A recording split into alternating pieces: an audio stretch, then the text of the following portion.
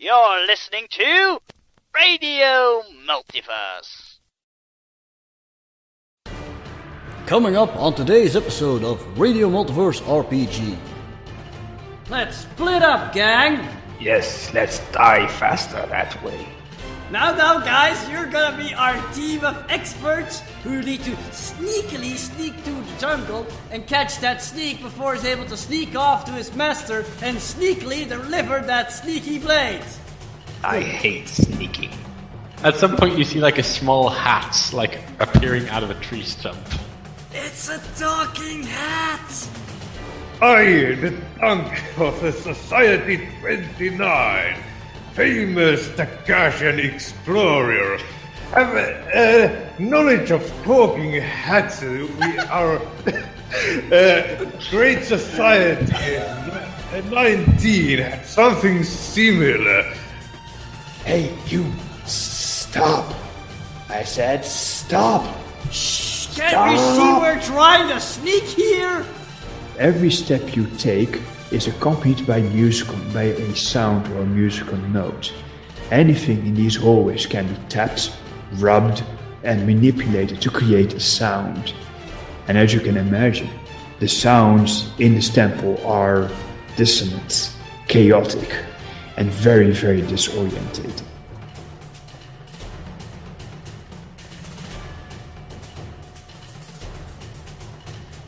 Greetings, fair traveler, and welcome to Radiomultiverse RPG with your innkeeper and host, Ramsey.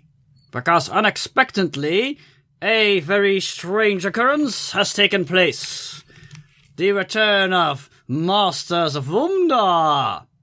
Who would have thought that would ever happen again? But yes, we are in fact back, and this is how I actually sound. And joining us today, we have a band of merry adventurers, like Dries. Yes? Yeah, that's you. It is? I never noticed. Ooh. It's both of them. Yes, I am indeed here. Bravo. And this time it's not a Monday, it's a miracle. Yeah, okay.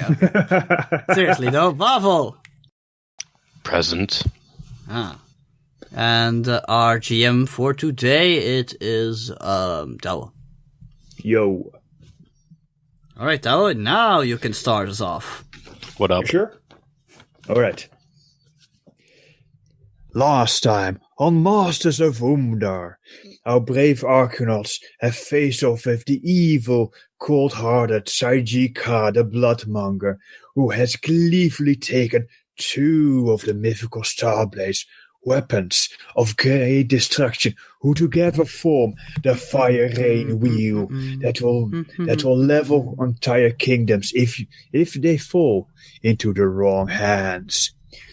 Our archeonauts cannot have this happen, so they bravely go after the sly and sinister Saurian. While on the way, they did do a deed of great good. They saved the entire city of gnomes, and given them their freedom to leave their city whenever they pleased. And in return for this, they got the information that they were told by the gnomes where exactly to find the evil sorceress.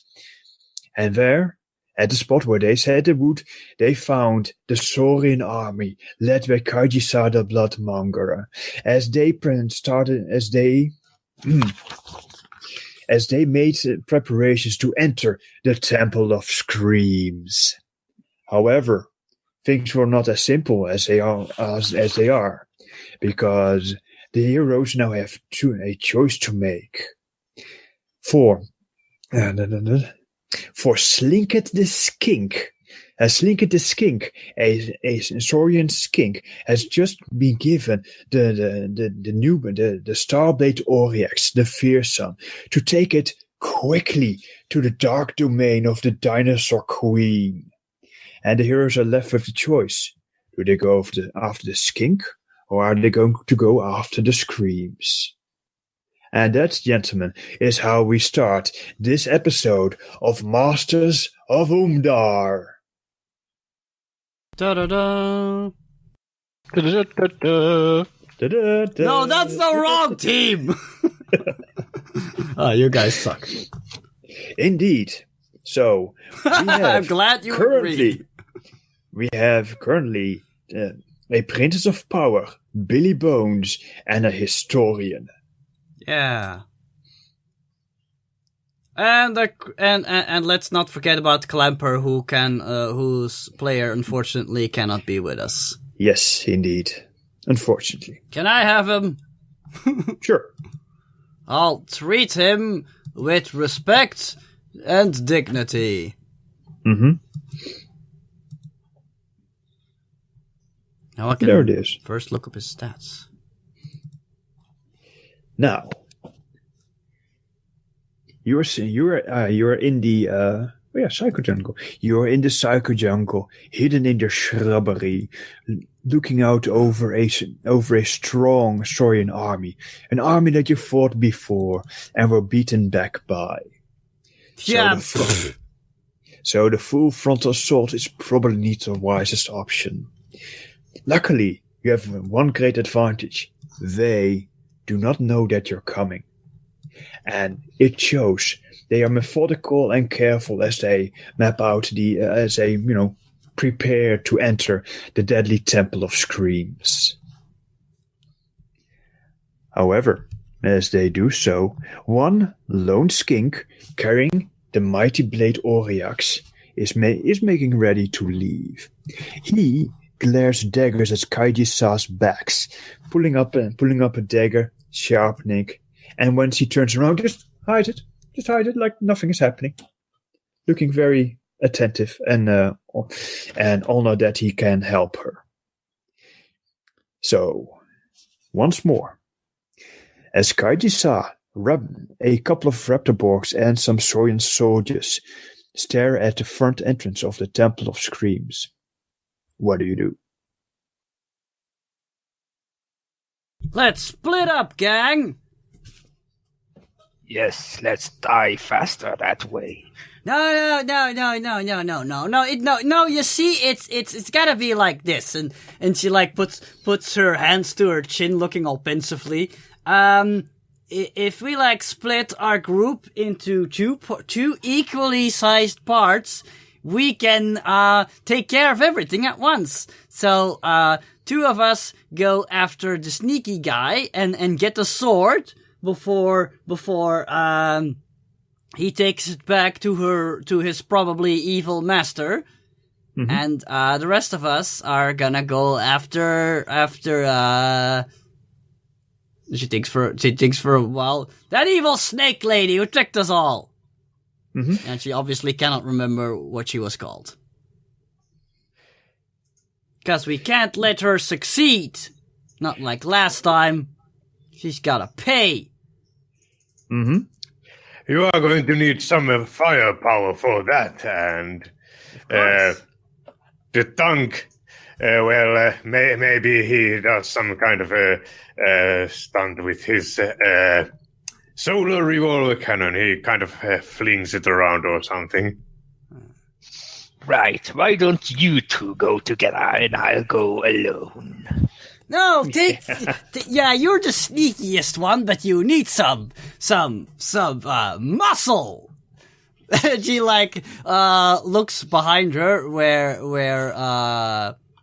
Clamper is standing, and as if on cue, he immediately starts flexing. Leave it to me. You may not notice, but I'm quirking an eyebrow. And he looks down at everybody and goes, "Don't worry, Kryreen, I'll keep an eye on him."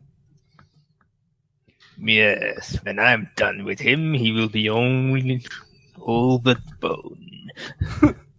He chuckles, "Ha! The joke's on you! I have an exoskeleton!" Indeed, which makes it more fun to skin you. I'd like to see you try, and he snaps a claw in your direction. Challenge accepted. Now, guys, you're gonna be our team of experts who need to sneakily sneak to the jungle and catch that sneak before he's able to sneak off to his master and sneakily deliver that sneaky blade. I hate sneaking. But you're so good at it. Sarcasm, girl. She's like blank-faced for a while, and then she goes, "Ah, you're so funny, Billy," and she like slaps you on the back. Yes, I'm to die for. And you probably almost broke your back. I got spares. Stairs. That is true. That is true. All right. As long as I keep my head together, I am invincible. Why did I just say that? So on the count of 3, we split up. But wait, no.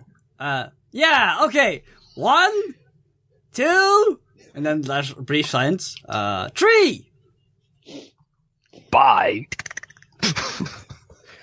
And she runs off. So see, Clamper and Billy Bones. All right. Already Ooh, we what a- seem like the most professional team in the universe. Oh yes, most definitely. Yeah. Well, the tank is he's still the kind of a slow person to move and stuff, but he will be following Kryreen. Wasn't that how we decided it? Yep, you're with me. All right. All right. Yeah. And Yeah, go on. he will kind of think out loud that this splitting up kind of reminds me of the times when the Takash weren't united, and Wait, are you thinking that or saying that? saying kind of. Ah, okay. And she like turns around and goes like, "Shh! Didn't you know what happened last time when we came barging up with a lot of noise?" He wasn't there, but you remind him. Well, I don't know what you're talking about. Well, last time we tried to attack What's-Her-Face, we got captured. Well, we probably didn't fight hard enough, but this time, or maybe we should try something different that, like, what Billy always does, and, like, try to do it more carefully?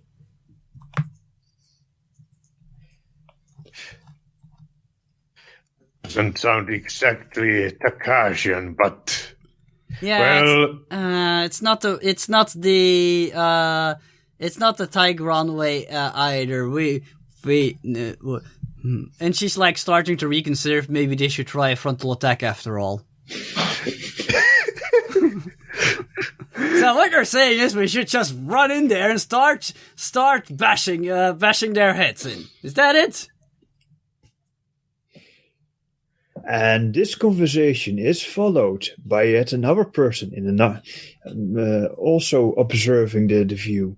He notes that his prey, the cold-blooded sorceress Kaiji-sa, is heading into the Temple of Screams. And then there are these two fellows who are, walking around, and they also seem to have a bone to pick. And considering that she's taking quite a sizable force into the temple, perhaps this new recruit, this new archeonaut, should reveal himself and steer them into his profitable direction. Question: are you referring to the two bumblefucks who were heading towards the army, or are you referring to the skeletons? Excuse me. One of those bumblefucks is a white Tigron. Those are extremely rare and probably royal of blood. What you say is that if I manage to decapitate it and hang it over my fireplace, it will really make the room come together? Yes, exactly. No, she's more valuable alive, obviously. Well, I do believe that Lord Technor is always interested in cat people. Well, yeah, he's enslaved the Tigron people. Sure, yeah. enslaved, taking them as assets. It's kind of the same thing, really. Yes. So at some point you see like a small hat like appearing out of a tree stump. Like I kind of imagine that was his hiding place. Yes. Like, yes,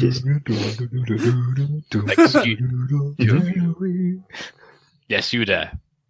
The singing one. I slowly point over to the hat and then start poking the tongue until he reacts to what I'm doing.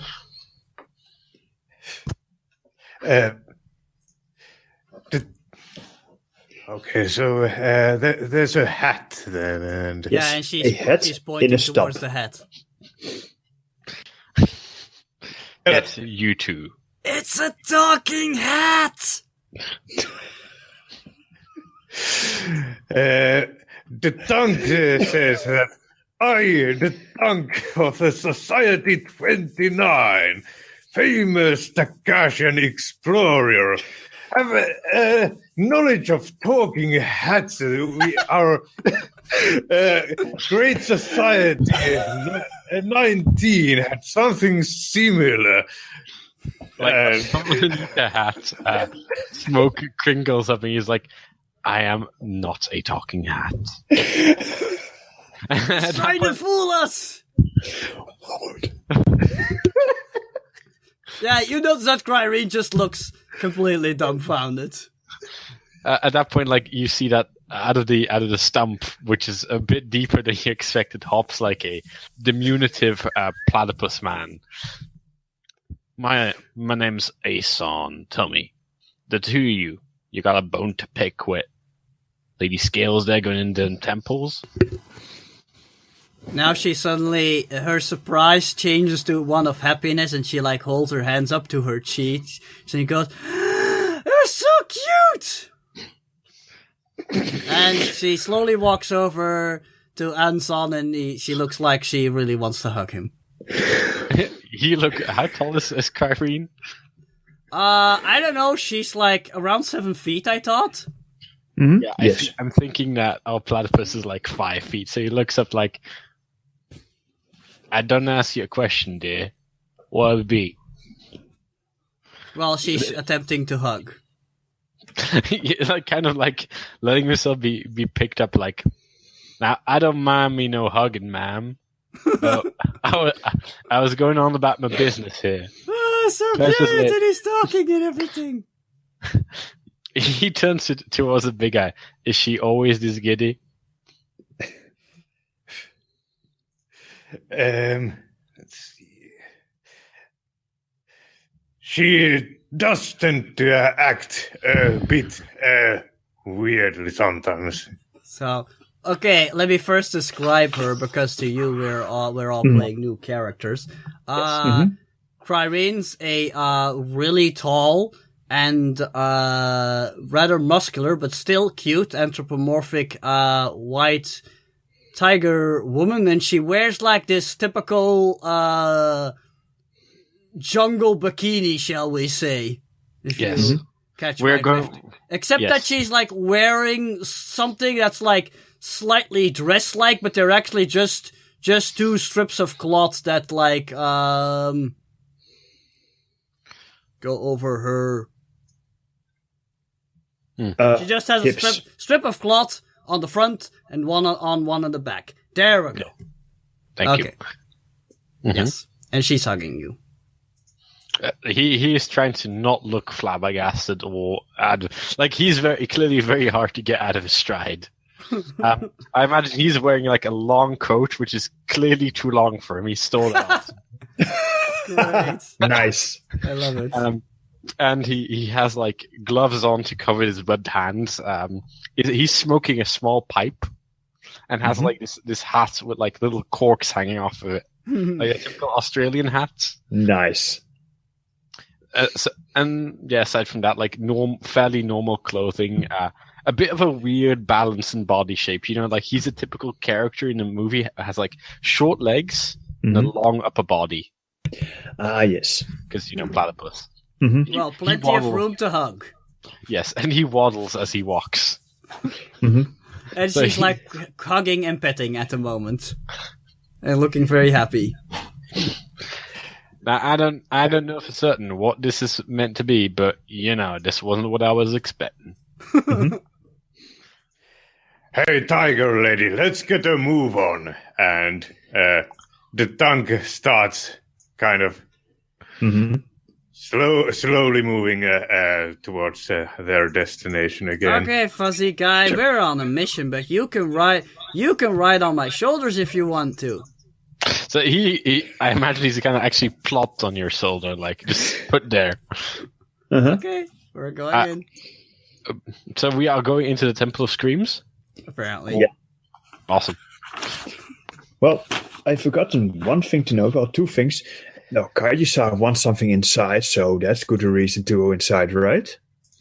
And if I remember correctly, she had taken a priestess of the light with her, so there's an innocent to be saved. All right. Innocent saving don't make much money these days. Most innocents tend to be broke as shit. Perhaps. On a side note, isn't it refreshing how easy it is to join the group? It is very refreshing. I've entered. I'm sitting on the shoulder of a 7-foot tiger lady. I mean, worse things have happened to me. So what are you doing here, little guy? So you two are the version of Rocket Raccoon and Groot. Groot. Pretty much, apparently. I am Kryreen. I am Kryreen. Kryreen. Yes, Oh my. Well, I'm here on a job, man. Gonna try and kill me some snakes. Or capture me some snakes. I hate snakes. Yeah, I can imagine. He kind of looks at it. And what do you think about the lady that just walked in here? The snake witch lady? I see. I hate her. She tricked us. And she's a dirty slave keeper. I like her. No, you don't. We all hate her. It's unanimous. I'm not there. I imagine like a bubble popping up. Showing Billy. So, you don't mind if I shoot her a few times? Nope. Not if you don't mind me kicking her a couple of times. I have no problem with that. As long as she's still alive. I like you already, whoever you are. Name's Anson. Oh, I'm Kryreen. Pleasure to meet you. Like, imagine like tiny little hand going down. And yeah, she like probably gives you a finger or two. Looking very happy and cheerful. So he has apparently been placed on shoulder. He does not mind. And that big guy with the huge gun and the lots of words is the Dunk, the famous explorer of the Takash. She like beat you to the punch. She's heard it plenty of times now. Yeah. I see. So you some kind of scholarly type. Yes, and I am on a mission to learn more about the great history of my people. But I thought you were a historian, so you don't know much about your own history, right? Well, of course I know a lot about my own people's history, but there are some societies that have kind of disappeared from our knowledge. We don't know where the ruins are, for example, for Society 19, but I intend to find them. I see. Please don't ask him too many questions or we'll be here all day. We have sneaking to do. That was the plan, right? We're gonna try to sneak in, right? That would be wise, yes. No, she just looks at the tongue to make sure that was the plan. Well, he's in the middle of his monologue. No, you done it. You see, the technological peak of the Takash was around the Society 19, but they destroyed themselves and the ruins were buried, and now nobody knows where they are. And Kryreen just starts pushing him forward. I will actually, at that point, slide off Kryreen's arm and just start sneaking forward on my own. Like, clearly, the rules have already been set. Yeah, you need to take charge of the situation. I need to take point. Right. Speaking of points, let's go to our spiky-headed skeleton and see how he fares. Scene change. Dear. Yes. As I said before, there's Slinker the Skink, who goes by another name, takes a sword, straps it to his back, and runs off into the psycho jungle, while the two big folk just traipse off to the Temple of Screams. Billy Bones is left with a swift, sly skink to catch. What? The skink runs away into the jungle. Oh, by the way, it's a salamander-like creature. I looked it up. I had no idea what a skink was. Yes. Dear. Come on, Bill, let's go. We're gonna lose him. Yes, you run off. I'll catch up. No, we need to stick together. That was the plan. No, split up, you said. Stick together. How close exactly? Oh dear. Come on, no time to lose. Let's go. So, Dries, do you chase the salamander? Fine. Let's give chase. Okay, sure. All right. Sneaking crap, peon. Wait, how well is he suited for sneaking? Let me take a look at his stats. Forceful, clever, careful. No, sneaky is one of his weakest. Ooh. How about his quickness? No, that's also one of his weakest. He is clever, though. Well, let's, okay, so this... Obviously, we gotta use camouflage, because there's no way I'm gonna be able to sneak around unnoticed. So let's take care of business. And he rubs himself in with some mud, sticks some branches and leaves to him. I wonder where I left that. And he's gonna use his clever to fashion some sort of camouflage aspect. All right. Let's roll it. Right. The skink just runs off in an easy mile-eating gait. Woo! 4. That's a pretty good roll. I Yes, think I you created could. myself an aspect. You create yourself an aspect. Okay. Whoa, camouflage. That's what it's called. Montage time. Yep. Camouflage. Yes. Camouflage completely. An aspect with an invoke, let's say. Well, I had a 4. That's pretty good. Yeah, indeed. How many free? You create your aspect for two, 1 free aspect and a free invoke. Oh, only 1? Okay, whatever. Yeah, I'll take what I can get. It's an aspect, so it stays. Cool. So that's also a good thing. At least until I get caught in rain or something. Yes, indeed. Making note. Dice. That is the difficulty. These are the successes. So yeah, now you see a huge moving pile of weeds. Yes, indeed. So, as I said, the scurrilous salamander is scurrying off into the undergrowth.